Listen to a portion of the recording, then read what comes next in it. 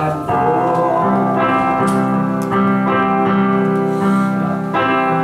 Đời sống luôn thó vui, ước mong lời cha chan chứa. Sống trong hy vọng, ơn phước Chúa ban của. Giêsu yêu dấu ơi, giúp sức cho con mỗi ngày,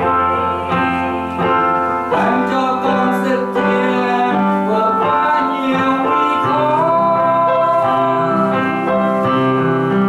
Sự năm nay thắm tươi, xin chúc cho nhau câu cười, yêu thương nhau hạnh phúc, tình Chúa cho ban sức thiện. Dâng lên cho Chúa Cha với cả tâm hồn này,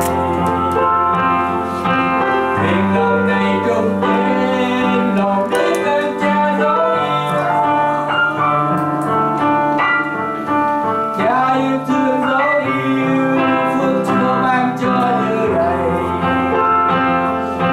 Nguyện con sống cho Ngài bằng tất cả lòng con.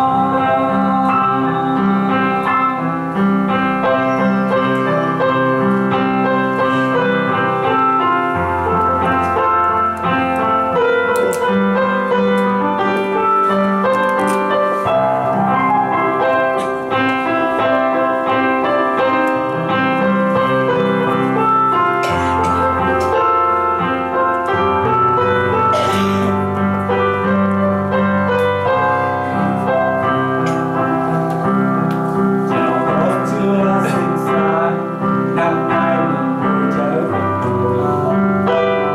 Cầu Chúa ban thêm ơn, lòng vui tràn đầy hạnh phúc. Đời sống luôn thó vui, ước mong lời Cha đang chứa. Sống trong hy vọng, ơn phước Chúa tràn của. Giêsu yêu quý con, giúp sức cho con mỗi ngày, ban cho con sức thiện vượt qua nhiều nguy khó. Sự năm nay thắm tươi, xin chúc cho nhau câu cười, yêu thương nhau hạnh phúc, tình Chúa cho ban sức thiện. Dâng lên cho Chúa Cha với cả tâm hồn này, nguyện lòng này trung tín, lòng biết ơn Cha dấu yêu. Cha yêu thương dấu yêu, phước Chúa ban cho như đầy.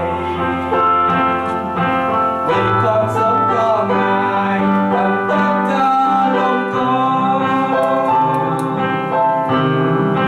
Dâng lên cho Chúa Cha với cả tâm hồn này, nguyện lòng này trung tín, lòng biết ơn Cha dấu yêu. Cha yêu thương dấu yêu, phước Chúa ban cho như đầy. Nguyện con sống cho Ngài bằng